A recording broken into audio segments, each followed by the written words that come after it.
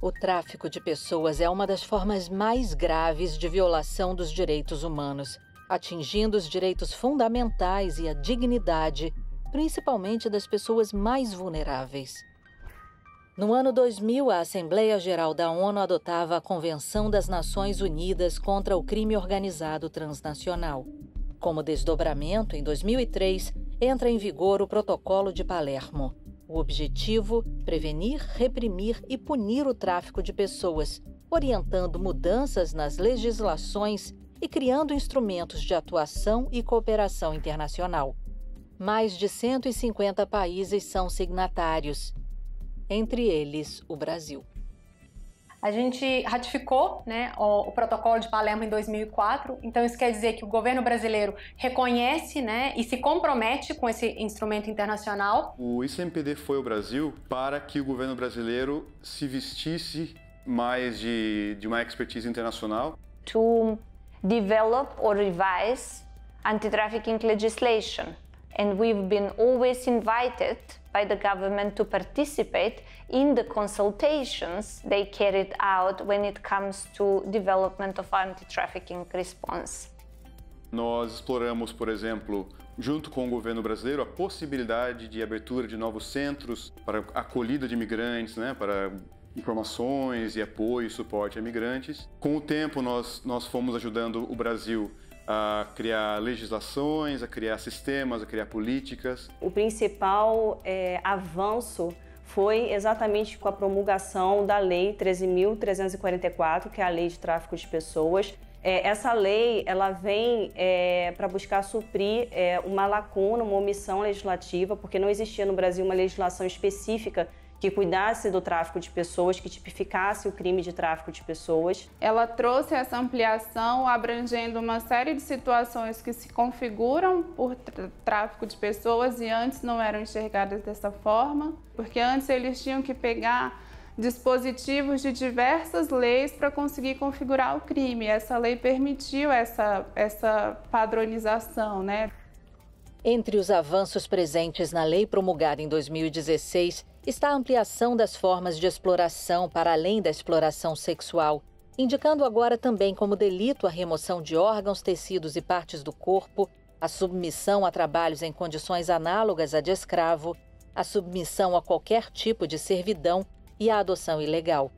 Se pensar no enfrentamento ao tráfico de pessoas, é você pensar numa atuação em rede. Então, ele demanda também ações e mecanismos, instrumentos e ferramentas de combate que sejam também articulados. Uma rede que envolvesse todas as esferas de governo e organizações da sociedade civil já vinha sendo estruturada no Brasil desde 2006, por meio da Política Nacional de Enfrentamento ao Tráfico de Pessoas. Agora, ela está presente na lei. E desde 2009, o ICMPD trabalha junto à rede, sempre em prol do aperfeiçoamento. Nós já construímos, por exemplo, a proposta de um projeto já com os parceiros ali ao nosso lado, porque são eles que alimentam essas necessidades, são eles que alimentam o que nós vamos propor aos nossos doadores para ser feito no Brasil. We've decided to partner with governments around the world to combat this crime. And our principal tool for engaging on this issue is the Trafficking in Persons Report.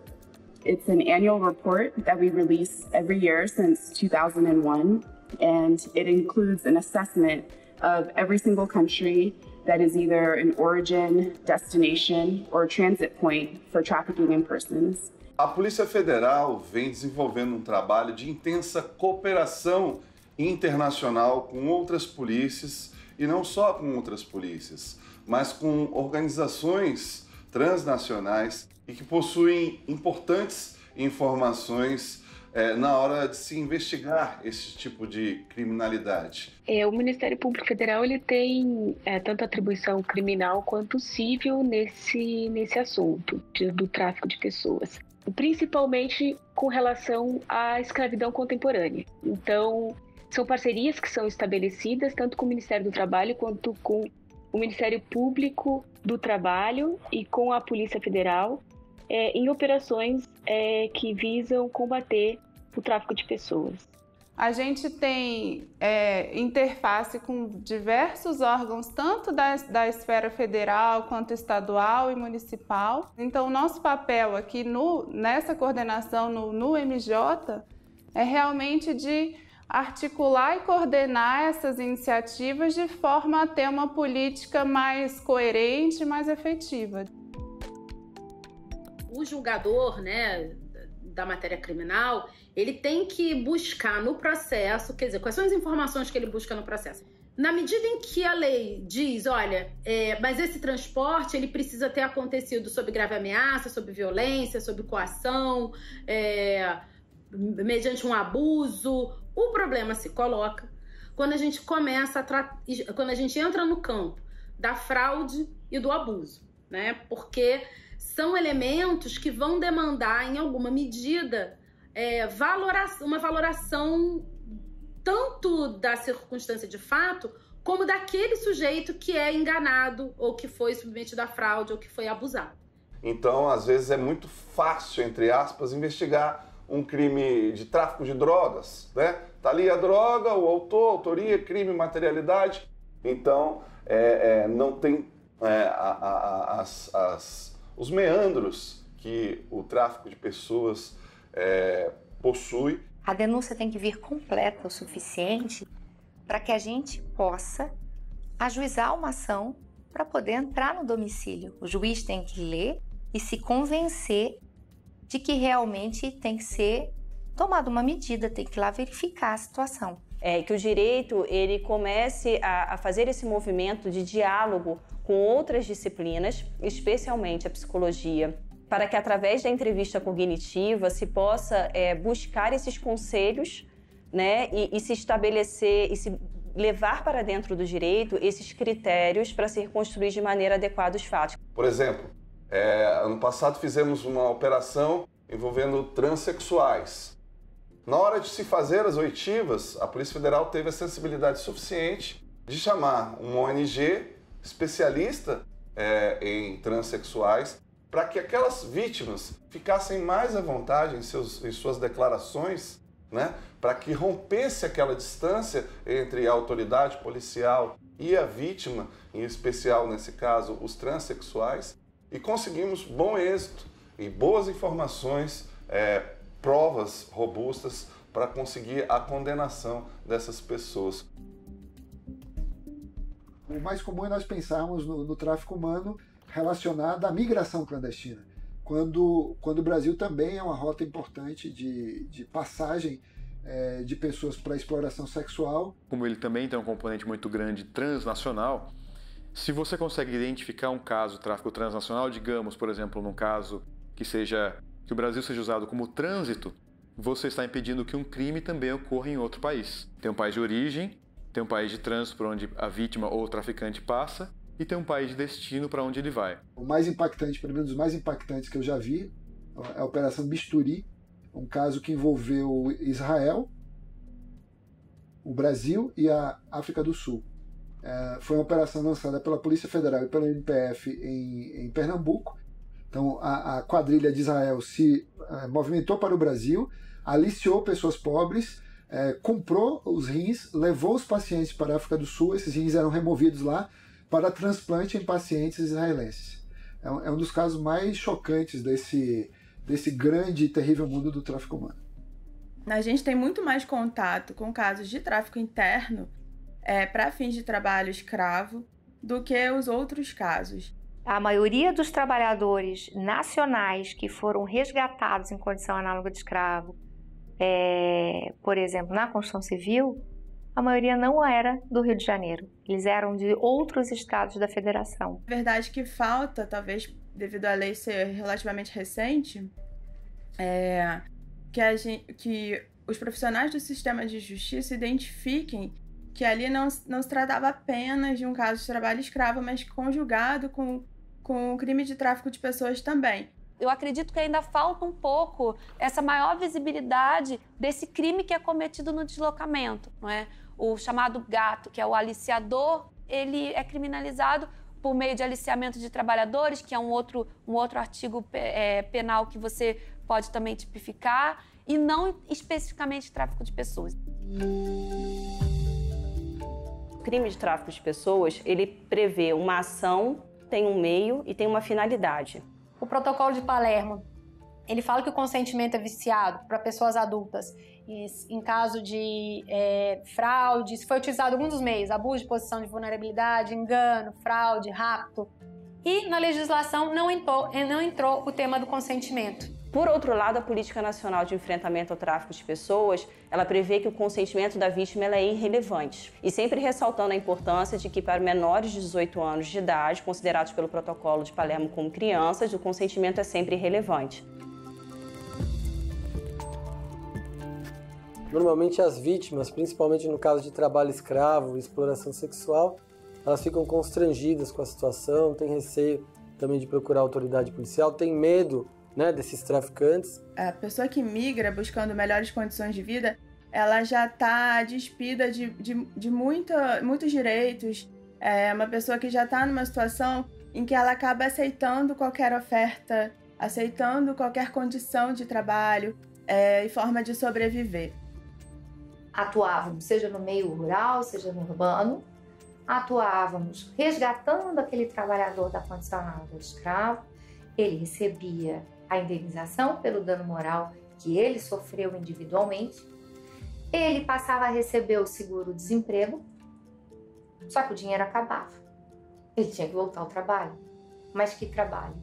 E como você cria protocolos em conjunto com a rede, porque é ingênuo achar que a gente vai conseguir atender uma pessoa que está nessa situação de vulnerabilidade, que possui esse complexo de vulnerabilidade sozinhos. E nesse ponto, cada ator tem o seu papel. Essa é a grande característica do enfrentamento ao tráfico de pessoas, o que evita a revitimização, ou seja, que a vítima do tráfico de pessoas sofra ainda mais por ser vítima, por responder diversos questionamentos repetitivos ou por ser encaminhada para órgãos que não têm atribuição para seu caso. Muitas vezes essas pessoas acabam passando por um processo que a gente chama de cidadania inversa, né? Ou cidadania reversa. Depois de ela sofrer uma violação de direitos tão grave, ela acaba acessando uma rede de serviços públicos que ela desconhecia, e a partir desse momento ela vai começar a ter uma série de direitos respeitados, né? E também porque a assistência dentro da sua política, CRAS, CREAS, assim como a saúde, eles são muito capilarizados. É comum, por exemplo, aqui em São Paulo, quando a gente vai dialogar com escolas do território da região da Moca, não é? Que é uma área muito que tem, por exemplo, pessoas, imigrantes latino-americanos que trabalham em oficinas têxteis. O relato mais rico que a gente conseguiu de discussão sobre os impactos da jornada exaustiva, por exemplo, que é um dos elementos do trabalho escravo, ele se deu por meio dos professores, que têm contato com os filhos, que têm contato com os próprios pais, que são muito ativos, que participam. Às vezes você consegue até evitar que ela entre numa situação de tráfico. No primeiro ano de parceria, o ICMPD desenvolveu o estudo Jornadas Transatlânticas, pesquisa exploratória sobre tráfico de seres humanos do Brasil para a Itália e Portugal. Entre 2011 e 2013, atuou como parceiro no projeto Itineres, proteção dos direitos dos migrantes contra a exploração do Brasil para Estados-membros da União Europeia.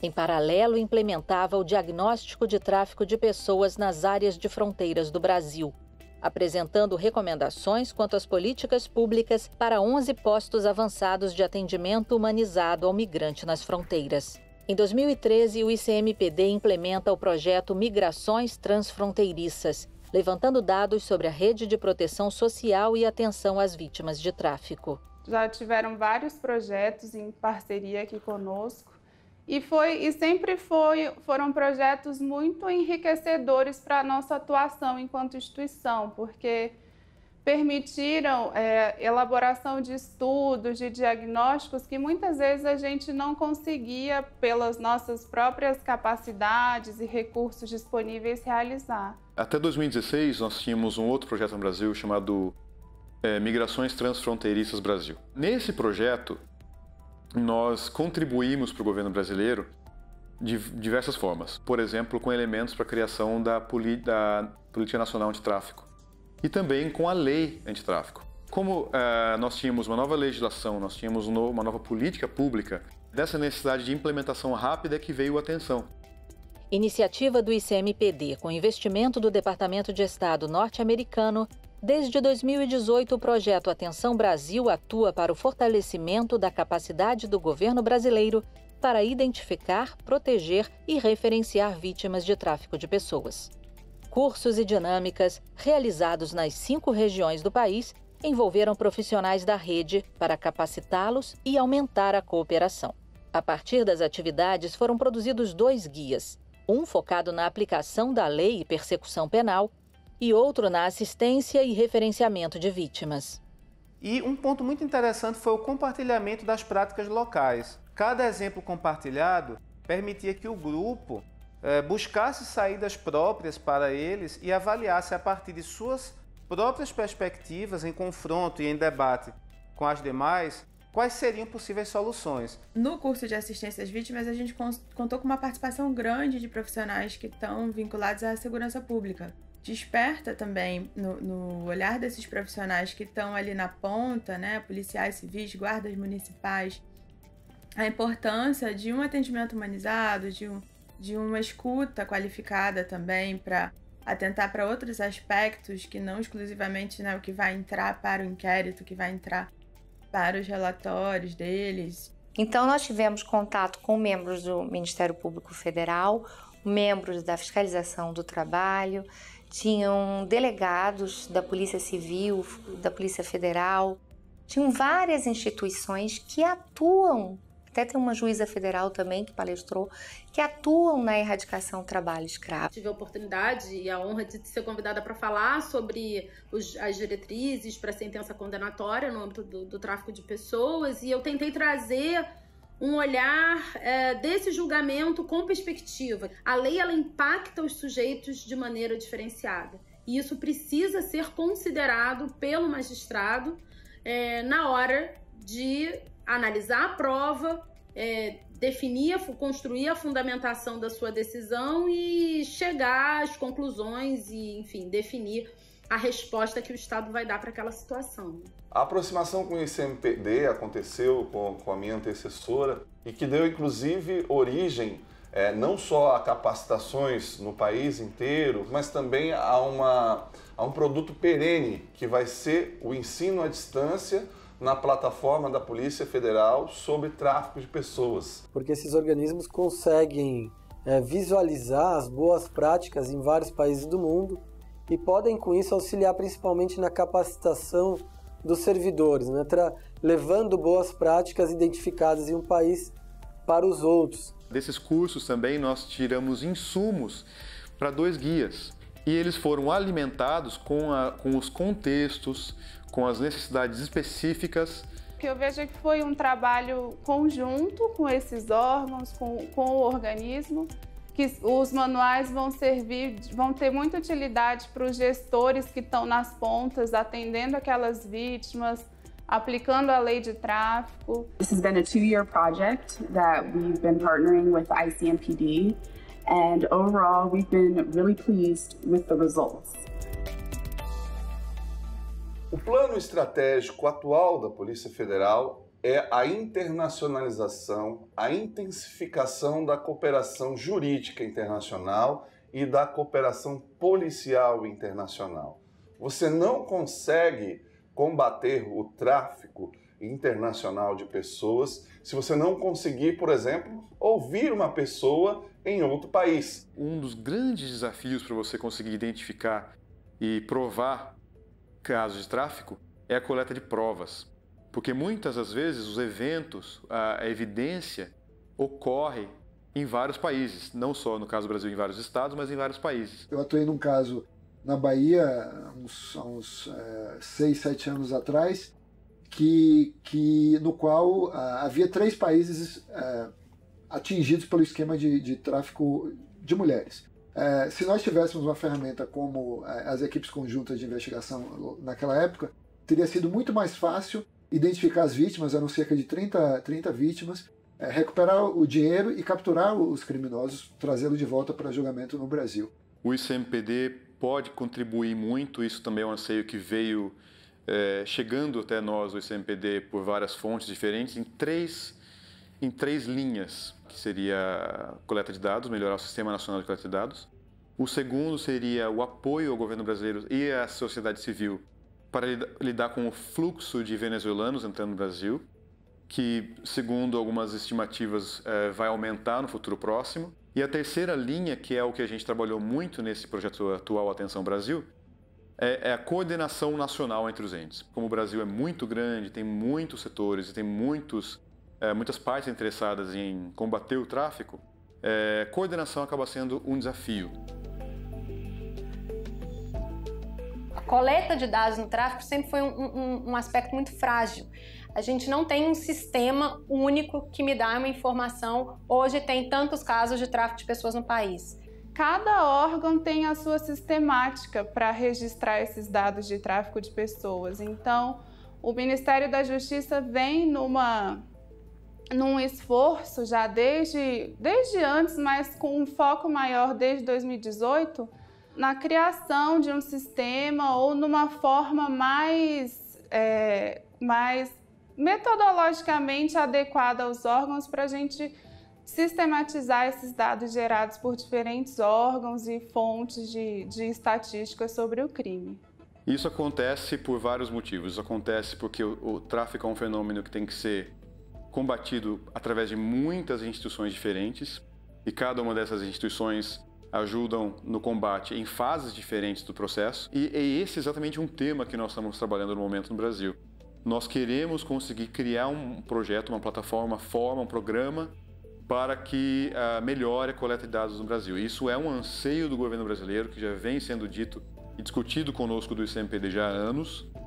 E nós estamos tentando achar uma forma, nós estamos tentando apoiar o Brasil a encontrar financiamento, expertise ou criar um projeto ou um programa mesmo mais amplo para resolver esse problema. Em março de 2020, a OMS declara a pandemia da Covid-19. Em junho, dados oficiais apresentavam mais de 1 milhão de infectados e dezenas de milhares de mortes por conta da doença no Brasil. A crise sanitária e econômica agrava a vulnerabilidade. Pensar em futuro hoje está bastante difícil, né? Porque a gente tá numa crise sem precedentes, né? Uma crise humanitária, uma crise econômica que está afetando muitas famílias, né? Até famílias que não estavam em situação de tanta vulnerabilidade assim, agora estão. Não temos um bom cenário. Quer dizer, nós temos muitos trabalhadores que estão à margem da legislação trabalhista e exercendo trabalhos em total precariedade. Diante da situação da crise econômica que vai se instalar, ou que já está instalada, né? Talvez o incremento da submissão das pessoas à condição análoga de escravo, né? Então esse é um problema muito sério. Dependendo do tempo que isso perdura e da extensão disso, nós temos que ver medidas diferentes. Então, a primeira coisa é não perder foco nos compromissos que nós temos, tanto nacional quanto internacional, na proteção dos direitos humanos. Tudo isso forma uma rede que, em conjunto, podem sim, de uma forma muito forte, combater o tráfico e a exploração de maneira geral. Nós temos instituições hoje muito mais preparadas, muito mais especializadas na matéria do que nós tínhamos há 5 anos, por exemplo, 5, 10 anos. À medida que o tempo passa, mais nós teremos capacitação nessa área. Esse projeto foi realmente muito importante assim, para a gente ao longo de 2019, que possa ter sido uma experiência exitosa para que outros venham e a gente consiga trabalhar em conjunto e trazer benefícios para a sociedade, no final das contas, que é o nosso trabalho, que é o nosso propósito aqui. Over the years, we have worked with different stakeholders and partners, and thanks to this cooperation that we had, we could achieve the results that we aim to achieve. and support the governments in the development of comprehensive migration and anti-trafficking policies. This would have not been possible without the generous support that we got from the donor community.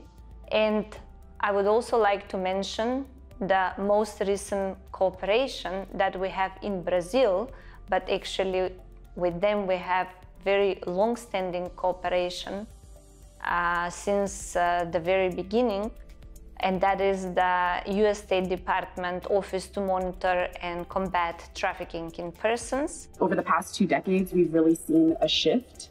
Before, there was difficulty in understanding and defining what even is a trafficking crime. But now what we see is by working together, governments, academics, civil society, even, survivors, we've really changed the global conversation, and now people are understanding what the crime is.